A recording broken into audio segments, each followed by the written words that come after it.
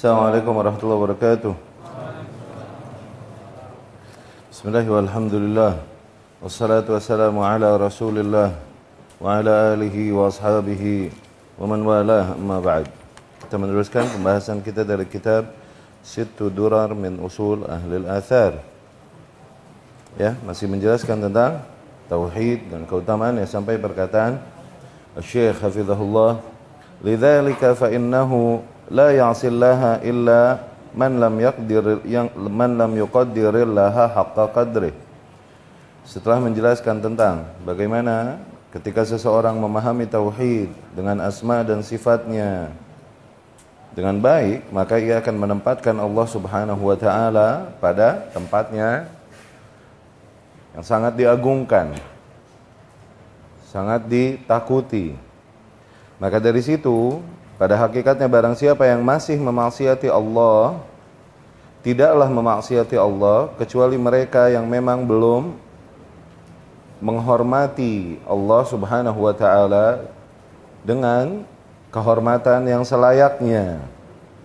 Sebagaimana Allah berfirman, "Wa ma qadarullaha haqqa qadrih wal ardu jami'an qabdatuhu yaumal qiyamah wassamawatu matwiyatun biyaminih." Sungguh mereka, yakni orang-orang kafir, tidaklah menempatkan Allah pada tempatnya, tidaklah mengagungkan Allah sebagaimana layaknya keagungan baginya. Padahal bumi ini semua berada di dalam genggamannya pada hari kiamat nanti, dan semua langit tersebut berada di dalam remasan tangan kanannya. Ya. Wal jahlu biqadarillah huwa ra'sul jahalah. Dan demikianlah kejahilan akan keagungan Allah Subhanahu wa taala itu adalah inti dari semua bentuk kejahilan. Wa huwa sabab jur'ah al-'abd 'ala maharim rabbih, dan itu adalah sebab kekurang ajaran seorang hamba sehingga ia berani melanggar batasan-batasan Tuhannya. Qala ta'ala, Allah berfirman, "Dzalika wa may yu'azzim hurumatillah fahuwa khairul lahu 'inda rabbih." Dan demikianlah barang siapa yang mengagungkan hurumatillah, batasan-batasan Allah Subhanahu wa taala, maka itu lebih baik baginya di sisi Tuhannya kelak. Dan Allah pun berfirman, "Innama taubatu 'ala Allahi lilladzina ya'maluna as-su'a bijahalah." Allah berfirman, sesungguhnya taubat hanyalah bagi mereka yang mengamalkan keburukan berangkat dari kejahilan. Kejahilan di sini maknanya bukan berdasarkan ketidaktahuan, bukan. Kejahilan di ayat ini ya. Sesungguhnya taubat tersebut hanyalah bagi mereka yang mengamalkan maksiat berangkat dari kejahilan. Tuh, kalau seseorang melakukan sebuah pelanggaran maksiat, tapi emang dia jahil, nggak tahu bahwa itu maksiat, maka nggak perlu taubat, dia nggak dosa. Fahami coba ayat ini. Sesungguhnya taubat itu, yakni Allah menerima taubat. Okay? Mereka yang melakukan kejahilan, melakukan maksiat, keburukan, berdasarkan kejahilan. Fahami hal itu. Ya? Bagaimana dengan mereka yang melakukan maksiat tidak berangkat dari kejahilan? Mereka tahu itu maksiat dan mereka melakukannya. Yakni tidak ada taubat bagi mereka. Apakah begini makna ayat tersebut? Begitu. Jadi jahalah di sini bukan artinya tidak tahu, bukan. Nah, sini ada tafsirannya. An Abil Aliyata annahu kan yuhaddits ashaba Rasulillah sallallahu alaihi wasallam. Kanu yaqulun kullu dhanbin asabahu 'abdun fahuwa bijahalah. Tuh, diriwayatkan dari Abu Aliyah bahwasanya ia berbicara bahwasanya para sahabat Rasul sallallahu alaihi wasallam seringkali dulu mereka berkata, semua bentuk dosa yang dilakukan oleh seorang hamba maka itu berangkat dari jahalah, Tuh. Yang ini berangkat dikarenakan ia tidak menempatkan Allah Subhanahu wa taala pada kadar keagungannya yang seharusnya, selayaknya. Ini seiring dengan keimanan. Ketika keimanan turun, terjadilah dosa. Jadi bijahalah di sini bukan maksudnya berangkat dari ketidaktahuan. Kadzalika sahha an Qatadah, demikian juga sahih diriwayatkan dari Qatadah. Qatadah ini tabi'in yang banyak meriwayatkan tafsir. Qatadah bin Du'amah As-Sadusi rahimahumullah. Dzakara anna ashab Rasulullah sallallahu alaihi wasallam, ia menyebutkan bahwasanya para sahabat Rasulullah sallallahu alaihi wasallam ijtama'u ala dzalik. Mereka semua menyepakati tafsiran demikian atas makna jahalah. Tuh. Hadza min fiqhi sahabah. Demikianlah dari fikihnya, yakni pemahamannya para sahabat radhiyallahu anhum di dalam kitabullah azza wa jalla. Wa min ma'rifatihim bi nafsil insan, dan berangkat juga dari dikarenakan mereka benar-benar memahami jiwa manusia.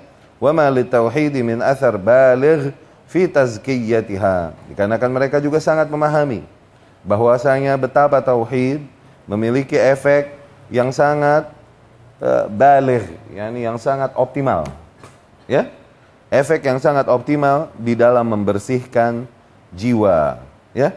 Hatta qala As-Sudi 'inda qaulillahi ta'ala, sehingga As-Sudi rahimahullah berkata, ya, ketika membacakan firman Allah Subhanahu wa taala, "Innama taubatu 'ala Allahi lil ladzina ya'maluna as-su'a bijahalah." Sesungguhnya taubat diterima oleh Allah bagi mereka yang melakukan keburukan berangkat dari kejahilan. Beliau rahimahullah berkata, "Madama ya'sillah fahuwa jahil." Maka seseorang selama dia masih melakukan maksiat kepada Allah, maka dia berada di dalam hitungan jahil. Dia terhitungnya jahil. Kalaupun dia tahu itu maksiat, dia jahil. Ya, ini rahmat Allah yang luas. Qala Ibnu Taimiyah rahimahullah, kalau enggak gitu ya susah. Berarti seseorang yang namanya taubat ini diterima Allah kalau seseorang melakukan maksiat berangkat dari ketidaktahuan. Oh, berarti maksiat yang kita tahu maksiat tapi masih kita lakukan udah nggak diterima taubatnya sama Allah. Wah, itu nutup pintu rahmat Allah. Apabila kita fahami letter X, makna ayat tersebut, maka tidak demikian memahaminya, ya. Ibnu Taimiyah rahimahullah berkata, "Wal maqsud anna kulla 'asin lillah fahuwa jahil."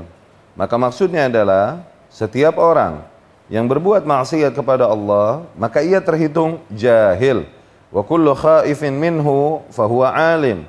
Dan setiap orang yang takut dari Allah Subhanahu wa taala, tuh lihat, dia menyadari, mengagungkan, menempatkan Allah pada tempatnya, menyadari posisi betapa agungnya Allah Subhanahu wa taala dan betapa hinanya dirinya sehingga timbul rasa takut pada dirinya. Wa kullu khaif, dan setiap orang yang takut demikian kepada Allah, maka dia adalah seorang alim, muti' yang mentaati Allah. Wa innama yakunu jahilan linaqsi khaufi. Seseorang dibilang jahil dikarenakan berkurangnya rasa takutnya kepada Allah, ya. Sehingga dia berani melakukan maksiat. Idz law tamma khaufuhu min Allah lam ya'si, dikarenakan apabila kadar rasa takutnya kepada Allah baik, niscaya dia tidak akan melakukan maksiat tersebut. Wa minhu qaulu Ibnu Mas'ud radhiyallahu anhu. Dan dari hal itu juga sesuai dengan perkataan yang diriwayatkan dari Ibnu Mas'ud radhiyallahu anhu, "Kafa bi khasyatillahi ilman wa kafa bil ightirari billahi jahlan."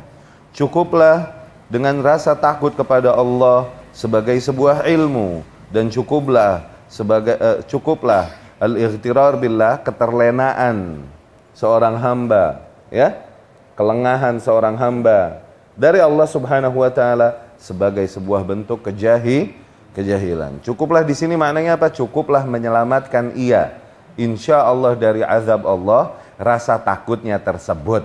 Tuh artinya, ya, sebagai ilmu yang kelak akan menyelamatkan dia dari azab Allah Subhanahu wa taala, ya. Jadi ilmu hakikatnya adalah yang diberkahi. Ada ilmu yang mewariskan rasa takut kepada Allah Subhanahu wa taala, ya.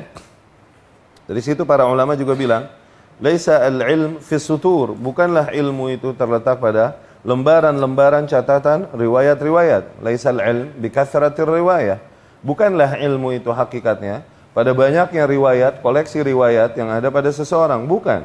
Walakinnal ilma al-khasyah, tapi ilmu itu hakikatnya adalah rasa takut kepada Allah. Tuh, sedikit, ilmu tersebut, kuantitinya. Tapi apabila mewariskan rasa takut kepada Allah, maka itu ilmu yang diberkahi. Lianna tasawwural makhuf yujibu al-harba minhu. Dikarenakan ketika kita dapat membayangkan keagungan, kekuasaan zat yang kita takuti, maka pastilah efeknya adalah di mana kita kabur darinya, takut darinya. Wa tasawwur al-mahbub yujib talabah. Dan ketika kita dapat membayangkan zat yang sangat kita cintai, maka pastilah akan berefek pada jiwa kita untuk mengejarnya. Fa idza lam yahrab min hadza wa lam yatlub hadza dalla ala annahu lam yatasawwarhu tasawwuran tamman. Maka apabila seorang hamba belumlah kabur dari zat yang ia takuti, belum juga ia mengejar zat yang ia cintai, maka itu semua menunjukkan bahwasanya ia masih belum dapat membayangkan hal tersebut dengan baik, menggambarkan hal tersebut dengan gambaran ya baik, ya.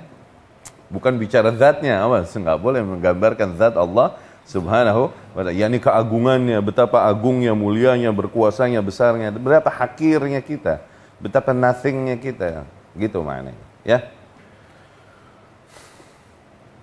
Ya kan? Menggambarkan zat yang maha besar, maha berkuasa dan lain-lain, itu akan mewariskan khauf pada kita, rasa takut. Tapi menggambarkan, membayangkan zat yang maha pengasih, maha penyayang dengan sifatnya yang maha pengasih, sifatnya maha penyayang, maha pengampun, maha indah, maha, ini akan mewariskan roja pada kita, dan itu harus seimbang, ya, khauf dan roja. Wa kullama kana al-'abdu bi rabbih a'raf kana lahu akhwaf. Pastilah seorang hamba ketika ia lebih memahami, lebih mengenal tentang Tuhannya, pastilah ia akan menjadi lebih takut kepada Tuhannya. Qala Allah Ta'ala, Allah berfirman, innama yakhshallaha min ibadihil ulama. Sesungguhnya orang-orang yang takut kepada Allah adalah di antara hamba-hambanya yang berilmu. Jadi ilmu tersebut, tidak semua hamba berilmu, kemudian jadi takut kepada Allah, ya kan? Karena Allah bilang min, sebagian, min lit tab'id, dari, maksudnya adalah sebagian. Di antara para ahli ilmu, ada yang di mana ilmunya mewariskan ketakutan kepada Allah Subhanahu wa ta'ala, ada yang di mana ilmunya tidak mewariskan hal tersebut, ya. Wa a'lamul ulama, wa a'lamul ulama, Rasulullah sallallahu alaihi wasallam alladhi kan ala wajal min ma'siyati rabbih. Dan manusia yang paling berilmu tentang Allah tentunya adalah Rasulullah sallallahu alaihi wasallam yang senantiasa berada dalam kondisi malu untuk bermaksiat kepada Rabb-Nya. Wa huwa manhu, padahal ia adalah ia dengan posisinya, kemuliaannya, keagungannya sallallahu alaihi wasallam, tetap sangat malu kepada Allah Subhanahu wa ta'ala. Lianna Allah amarahu bi an yaqul, dikarenakan Allah memerintahkan ia agar berkata, qul inni akhafu in asaitu rabbi adzab yaumin azim. Katakanlah wahai Muhammad, sesungguhnya aku takut apabila aku berbuat maksiat kepada Rabbku, aku takut dari azab hari yang agung, hari yang ditakutkan nanti. Maknanya gitu. Lianna al-ma'asi 'inda al-muwahhidin al-'arifin billah wa in daqat yarawnaha kal jibal. Dikarenakan maksiat-maksiat bagi manusia-manusia yang bertauhid, yang benar-benar memahami Allah Subhanahu wa ta'ala, kalaupun maksiat tersebut remeh, maka niscaya mereka melihatnya seperti jibal, seperti gunung. Lima ya'lamuna min 'azamatil wahidil qahhar, dikarenakan mereka mengetahui betapa agungnya zat yang maha tunggal lagi maha perkasa tersebut. Fajilus sahaba, maka generasi sahabat, lamma kana a'raf jilin bihukukillah, ketika generasi tersebut adalah generasi yang paling memahami hak-hak Allah Subhanahu wa ta'ala, kanu akhwafan nas, maka dapat kita lihat mereka adalah manusia-manusia yang paling takut kepada Allah. Abdullah ibn Mas'ud radhiyallahu anhu berkata, innakum la ta'maluna a'malan hiya adaku fi a'yunikum minasya'r in kunna la na'udduha ala ahdi nabiy sallallahu alaihi wasallam minal mubiqat. Kalian ini bisa jadi melakukan amalan-amalan yang mungkin di mata kalian begitu remeh, bahkan lebih remeh daripada sehelai rambut. Namun kami dulu di zaman Rasul sallallahu alaihi wasallam menghitung amalan tersebut termasuk amalan-amalan yang mencelakakan kami. Ya. Al-Bukhari rahimahullah ya'nil muhlikat berkata. Ya. Ini diriwayatkan kalam ini dari Abdullah bin Mas'ud juga dari Anas bin Malik radhiyallahu anhu. Ya. Diriwayatkan dari Anas, "Innakum ta'maluna asya' hiya adaku fi ayunikum min asy-sya'r." Kalian ini mungkin bisa jadi melakukan perkara-perkara yang di mata kalian itu lebih remeh daripada sehelai rambut. Wa kunna naraha ala ahdin Nabi sallallahu alaihi wasallam minal kabair. Padahal dulu kami di era Nabi sallallahu alaihi wasallam melihat perkara-perkara demikian termasuk kabair, dosa-dosa besar. Wala naqulu hadza min bab qauli ba'dihim hasanat al-abrar sayyiat al-muqarrabin. Tidaklah kita menegaskan hal ini dikarenakan kita setuju perkataan sebagian manusia yang berkata hasanat al-abrar sayyiat al-muqarrabin, ya. Amalan-amalan saleh yang dilakukan oleh orang-orang yang berada di level berbuat baik, oke? Itu hitungannya sayyiat, maksiat, oke? Bagi para muqarrabin, bagi para manusia-manusia yang didekatkan kepada Allah Subhanahu wa ta'ala. Innama huwa adh-dhanb wa in saghura fi aslihi kabura ala murtakibihi hin yastash'ir 'azamat al-jabbar wa huwa ya'sihi fayataqasar bihi al-haya. Ungkapan demikian ungkapan yang salah dari sebagian sufi, ya. Enggak begitu juga, enggak juga kita membenarkan hal tersebut, ya. Innama huwa dzamb. Yang benar adalah dosa yang dilakukan oleh manusia. Kalaupun mungkin dosa tersebut adalah dosa kecil, tapi bagi pelakunya akan terlihat sangat besar ketika ia sangat menyadari keagungan Zat al-Jabbar. Tuh, ketika ia melakukan maksiat tersebut. Fayataqasaru bihi al-haya. Akhirnya rasa malu yang ada pada dirinya tersebut menahan dirinya, ya, dari perbuatan buruk itu. Al-Auza'i rahimahullah berkata, "Sami'tu Bilal bin Sa'ad yaqul," aku mendengar Bilal bin Sa'ad berkata, "La tanzur ila sigharil khati'ah, walakin inzur ila man asait."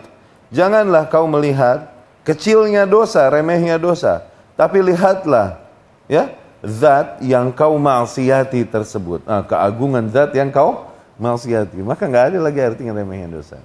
Ya, siraman-siraman demikian rohani perlu menyirami kita, ya kan, untuk semakin memupuk rasa takut kita kepada Allah Subhanahu wa ta'ala. Tuh lihat, tazkiyatun nufus hakikatnya itu jangan lepas dari tauhid. Ini bentuk tazkiyatun nufus.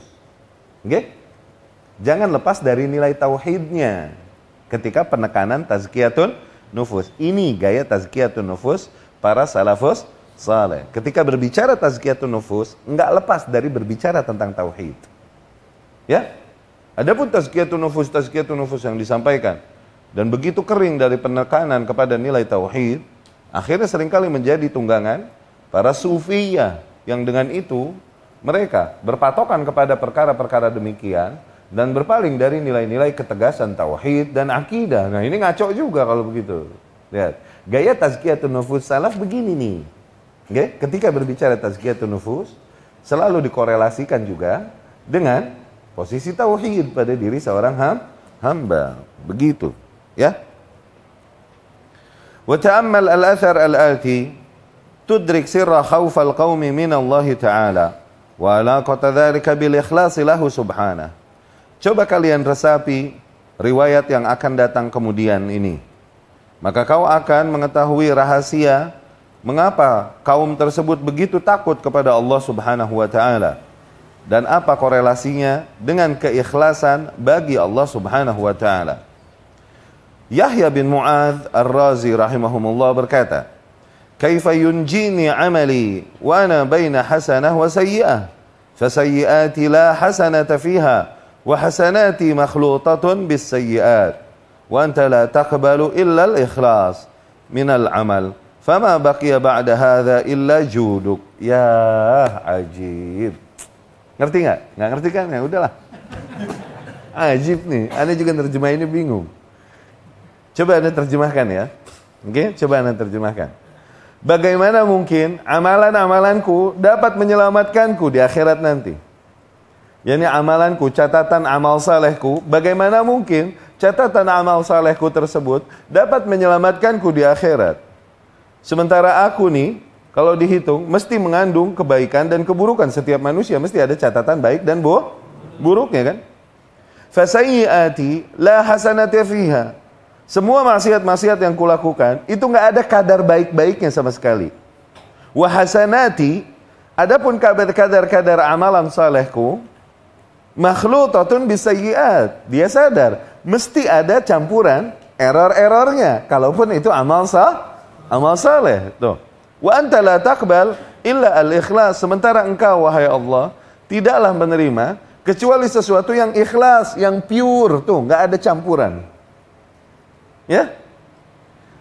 Dari amalan-amalan seorang hamba. Fama baqiya, maka nggak bersisa lah amalan-amalanku ini. Fama baqiya ba'da hadza illa juduk. Tidak ada lagi sisanya yang dapat menyelamatkanku kecuali hanya kedermawananmu ya Allah. Allahu Akbar.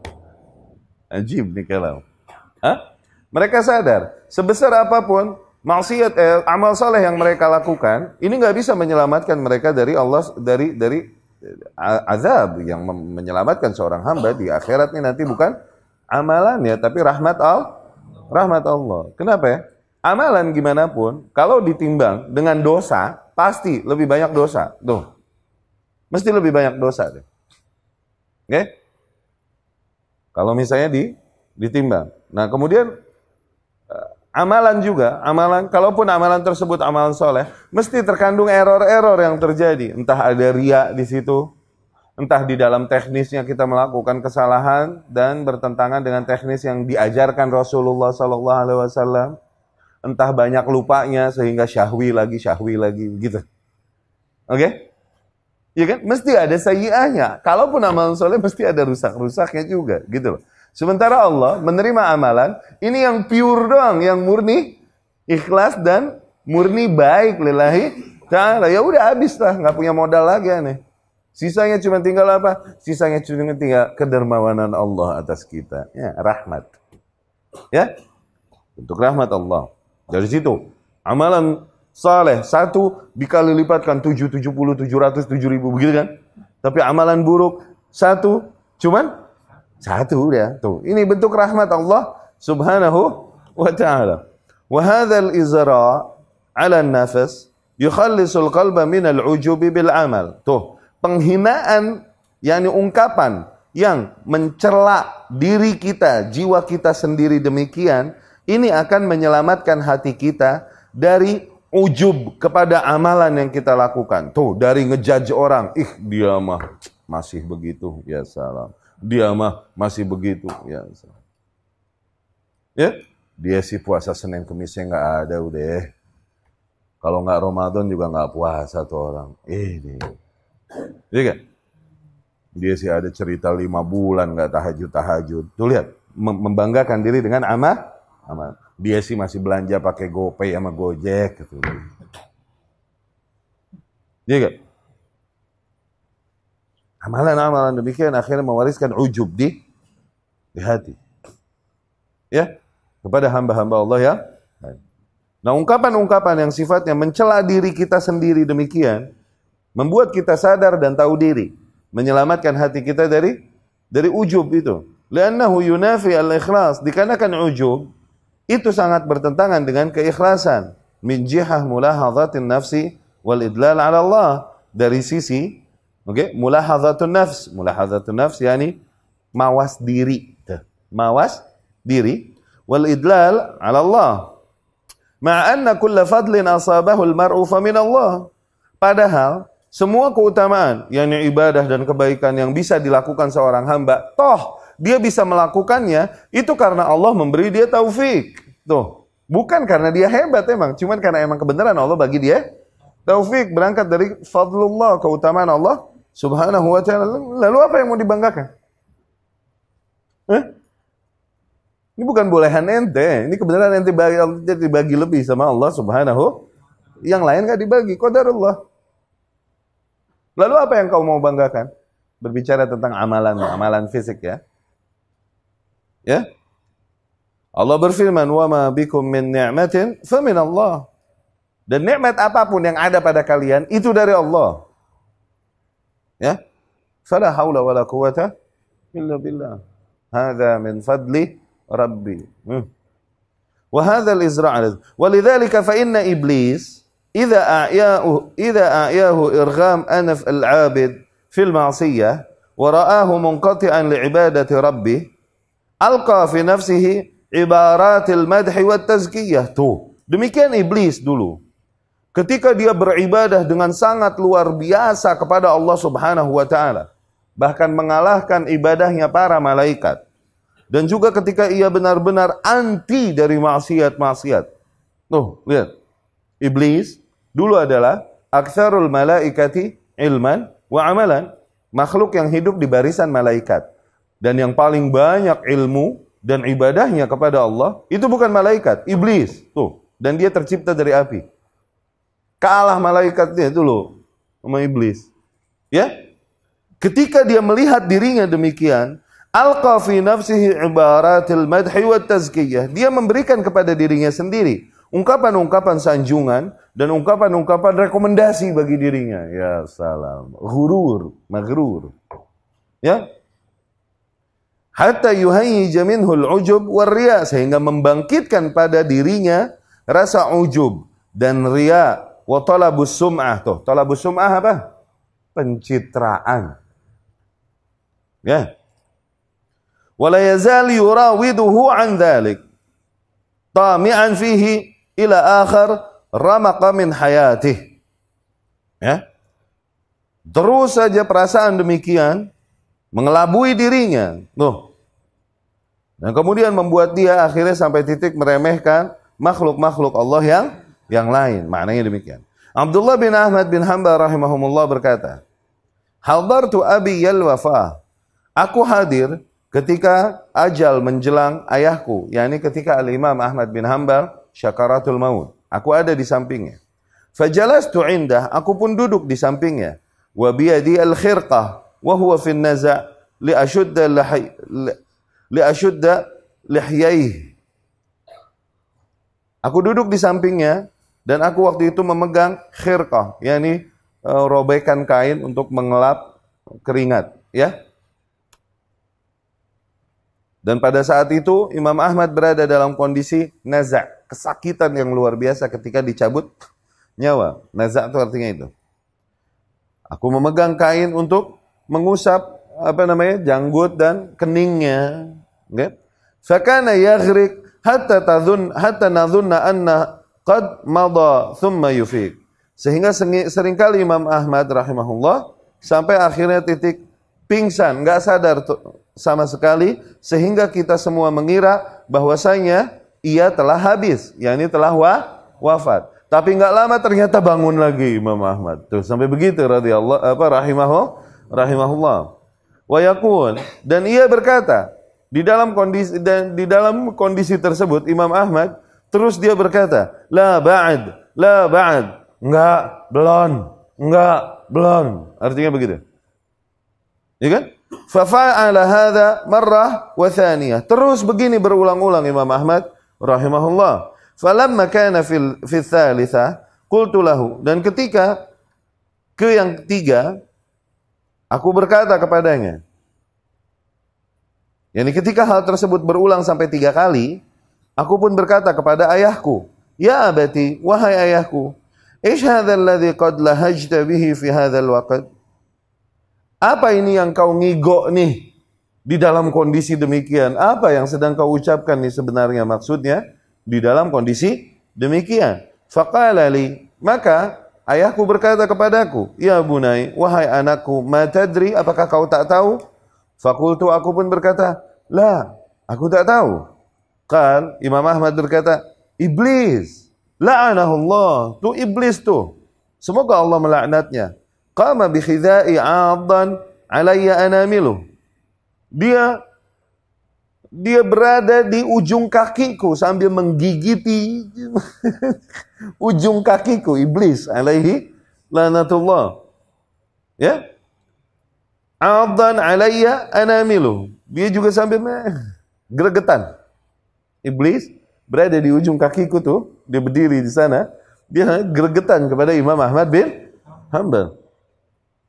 Yaqulu ya Ahmad, dia terus berkata, wahai Ahmad, futani, wahai Ahmad, kau telah lolos, telah selamat dariku. Kau telah lolos, telah selamat dariku. Maknanya apa? Kau telah meninggal dan udah aku nggak berefek lagi darimu. Begitu. Sehingga mau membujuk dia untuk meyakini atau mengatakan kata-kataku. Futani ya Ahmad, futani, sungguh kau telah selamat dariku, telah mati. Artinya begitu. Imam Ahmad pun berkata, la ba'ad hatta amut. Enggak, belum, sampai aku mati beneran. Baru aku selamat dari godaan. Gitu Imam Ahmad bin. Untuk imam bro, yang godain juga yang turun tangan, iblisnya. Ente sih masih kuntilanak. Ya, mana kuntilanaknya cakep bener, harum-harum. Aduh, cakep-cakep tuh setan. Zaman sekarang ya, falafil tuh, fil jama'nya falafil, cabe-cabe itu. Falafil. Tuh yang goda kita masih begituan. Imam Ahmad yang goda udah yang turun tangan langsung komandan pemberontak dari golongan jin. Ya, pemberontak dari golongan jin adalah syaitan, begitu kan? Kufarul jin, para jin-jin yang kafir ini kan syaitan. Komandannya siapa? Iblis. Yang godain langsung iblis. Alaihi lanatullah. Mau jadi imam ente siap, ente digodain iblis. Aduh. Allahul musta'an. Allahul musta'an.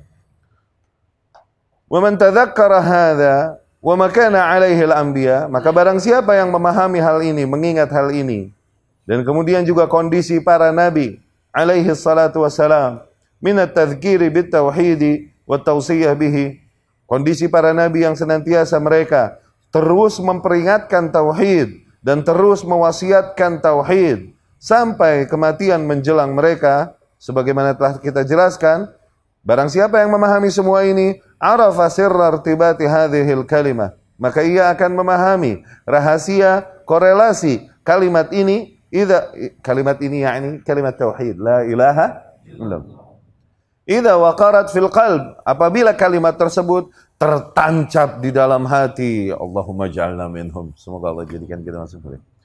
Bitsabat, ya, yang efek yang membawakan kepada sabat, keteguhan, ketegaran, alal Islam, di atas Islam yang hak, yang murni, sebagaimana datang dibawakan Rasulullah sallallahu alaihi wasallam inda mufaraqat hadhihi dunya, dan terus tegar teguh bahkan ketika ajal menghampirinya, tidak tergoda, enggak goyah, ya.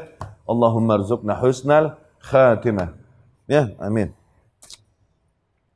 Wa dzalika ma'khudz min tasmiyatiha bil qauli tsabit, dari situlah kalimat tauhid diambil juga, diungkapkan juga dengan ungkapan al-qaul ats-tsabit. Ungkapan yang teguh, ungkapan yang tegar. Oke? Di dalam sebuah ayat dari surat Ibrahim, wahia qauluh, yaitu firman Allah, yuthabbitullahu alladhina amanu bil qauli tsabit, maka Allah akan memberikan sabat, ketegaran kepada orang-orang yang beriman dengan ungkapan sabat, yakni dengan la ilaha illallah. Allah akan memberikan mereka taufik untuk teguh, tegar, berada di atas tauhid, ya kan? Sebagai bentuk taufik Allah. Dan kemudian Allah berikan mereka taufik untuk mengucapkan ucapan sabat tersebut yang menegaskan bahwasanya la ilaha illallah fil hayatid dunya wa fil akhirah, baik di dalam kehidupan duniawi ataupun ketika di akhirat. Allahumma ij'alna minhum. Ya. Lidzalika qala Ibnu Al-Qayyim rahimahullah. Dari situ Al-Imam Ibnu Al-Qayyim rahimahullah berkata, "Fat-tauhid awal ma yadkhulu bihi fil Islam." Maka tauhid, ikhwani rahimakumullah, adalah kunci pertama yang dengan itu seseorang masuk ke dalam Islam. Wa akhiruha ma yakhruju bihi minad dunya, wa akhiru ma yakhruju bihi yukhraju bihi minad dunya. Dan kalimat tauhid adalah kalimat yang terakhir yang dengan itu seseorang keluar dari alam dunia ini. Ya, kama qala Nabi sallallahu alaihi wasallam, sebagaimana Nabi sallallahu alaihi wasallam berkata, man kana akhiru kalamihi la ilaha illallah dakhala al-jannah. Barang siapa yang akhir perkataannya la ilaha illallah, maka niscaya ia masuk surga. Fahuwa awwalu wajib wa akhir wajib. Maka tauhid adalah awal kewajiban dan akhir kewajiban. Fatauhid awwalul amri wa akhiruh. Maka tauhid ini adalah perkara yang paling pertama dan juga perkara yang paling akhir. Ya? Sebagaimana kisah Abu Zur'ah Ar-Razi rahimahullah ketika menjelang wafatnya, ya. Walidzalika jarat adatullahi fi ibadihi anna man 'asha 'ala tauhidil khalis lam yudannishu syubuhat ahli at-ta'wil wat-ta'til wat-tamthil tawaffahu Allah 'alaihi la siyama man kana minhum da'iyah ilaihi dzabban anhu. Tuh. Maka dari situlah demikianlah adat Allah berjalan pada hamba-hambanya, yakni sunnatullah, kebiasaan Allah Subhanahu wa ta'ala di dalam mentakdirkan para hamba-hambanya, oke? Bahwasanya barang siapa yang hidup di atas tauhid yang murni dan tidak terkena polusi-polusi dan syubhat-syubhat ta'wil, ta'til, tamthil, maka Allah pun Subhanahu wa ta'ala akan mewafatkan dia di atas tauhid tersebut. Allahumma ja'alna minhum. Syuf. Ente goyang tauhid ente di masa hidup ente, wallahu alam, matinya di atas apa kita nanti. Itu maknanya. Kita sabat di atas tauhid, wallahu alam, nanti dikasih taufiknya di akhir hayat kita. Ya. Tapi kebiasaan Allah, sunnatullah memang pada para hambanya, barang siapa yang memang menjalani hidupnya berada di atas tauhid yang murni, bersih dari syubhat-syubhat dan penyimpangan-penyimpangan tauhid, kesyirikan atau penyimpangan pada asma wa sifat, ta'wil, tamthil, ta'til, gitu, maka niscaya Allah akan memberikan mereka taufik untuk mati di atas tauhid juga. Allahumma ja'alna minhum. Ya? La siyama, apalagi terutama man kana minhum da'iyah ilaihi, di antara hamba-hambanya yang memang melewati masa hidupnya senantiasa menyeru manusia kepada tauhid. Allahumma ja'alna minhum. Semoga Allah jadikan kita semua masuk mereka. Da'iyah ilaihi, dzabban anhu, senantiasa menyeru manusia kepada tauhid. Dzabban anhu, senantiasa menjaga kemurnian tauhid dari kerusakan-kerusakan syirik dan kufur. Semoga Allah jadikan kita masuk dari mereka. Qala al-Hafidh Abdul Ghafir al-Farisi rahimahumullah. Al-Hafidh Abdul Ghafir al-Farisi rahimahullah berkata, Sami'tu Aba Salihin yaqulu rahimahullah. Aku mendengar Abu Salih berkata, Dakhaltu ala Abi Bakr al-Labbad sa'ata mautih. Aku hadir menghampiri Abu Bakar al-Labbad rahimahullah ketika ajal menghampirinya. Fasami'tuhu yaqul wa huwa yujawwid bi nafsihi, dan aku mendengarnya berkata, mengucapkan firman Allah seraya dia berbicara tentang dirinya, Al-Malikul Quddusu As-Salamul Mu'min, Zat Maha Raja, ya, yang memiliki, Al-Quddus yang Maha Suci, As-Salam, Zat yang Maha memberikan keselamatan, Al-Mu'min, ya. Fa'adda al-asami ila akhiriha. Abu Bakr al-Labbad terus mengucapkan nama-nama Allah tersebut sampai akhirnya. Wa mimma la akad ansah wasiyatu syekhina Muhammad Aman al-Jami. Dan di antara hal yang aku hampir tak akan pernah lupakan adalah wasiat syekh kami Muhammad Aman al-Jami rahimahullah. Faqad dzakara lana man hadarahu min masyayikhina wa ghairuhum annahu kan yaqul fi siyaqatil maut. Sungguh telah menceritakan kepada kami beberapa masyayikh yang hadir menemani Syekh Muhammad Aman al-Jami rahimahullah ketika ajal menjemputnya. Dia terus berkata ketika ajal menjemputnya, al-aqidah, al-aqidah. Allahu akbar. Dia terus memesankan para saudara-saudaranya untuk memperhatikan perkara-perkara akidah. Dan di antara perkara akidah yang paling mendasar adalah akidah seorang hamba tentang zat Allah Subhanahu wa ta'ala, yaitu tauhid. Al-aqidah, al-aqidah, usikum bidzalik. Aku wasiati kalian dengan hal itu. Lihat. Ya. Wa ni'mal maitatu hadhihi. Betapa mulianya kematian dalam bentuk demikian. Faqad 'asha syekh li tauhid. Sungguh jelas Syekh rahimahullah hidup demi tauhid. La yakad yu'raf lahu kalam illa fit tauhid. Hampir tidak kita mengenal ucapan-ucapannya kecuali hanya di dalam perkara tauhid wa difa' anhu, dan dalam rangka membela tauhid. Fa khatamallahu lahu bihi. Akhirnya Allah menutup nyawanya dengan tauhid. Haitsu ja'alahu wasiyatahu min ba'di. Sehingga Allah berikan dia taufik. Tauhid adalah wasiat ia kepada orang-orang yang datang setelahnya. Kama fa'alal Khalil Ibrahim wa banuhu alaihi wassalatu wassalam. Demikian juga yang dilakukan oleh Rasulullah Ibrahim dan anak-anaknya alaihi wassalatu wassalam. Wa wassa biha Ibrahim banihi wa Yaqub. Demikianlah diwasiatkan oleh Ibrahim kepada anak-anaknya. Demikian juga diwasiatkan oleh Yaqub kepada anak-anaknya. Ya bunayya innallaha astafa lakumuddin fala tamutunna illa wa antum muslimun. Wahai anak-anakku, sesungguhnya Allah telah memilihkan agama bagi kalian, maka janganlah kalian mati kecuali kalian berada di atas keislaman. Am kuntum syuhada idh hadara Yaqub al-mautu. Apakah kalian menyaksikan ketika kematian menghampiri Yaqub? Idh qala li bani, dan ia berucap kepada anak-anaknya, ma ta'buduna min ba'di, apa yang telah kalian ibadahi sepeninggalku? Qalu, mereka semua berkata, na'budu ilahak, kami akan beribadah, menyembah Tuhanmu, wa ilaha abaik, dan Tuhan ayah-ayahmu, Ibrahim wa Ismail wa Ishaq, yaitu Tuhannya Ibrahim, Ismail dan Ishaq, ilaha wahida, Tuhan yang satu, wa nahnu lahu muslimun, dan kami kepada Tuhan tersebut berserah diri. Ya. Baik, alhamdulillah bab tersebut kita beres. Azan ya. Kita dengarkan dulu azan, Isya. Tafadhal.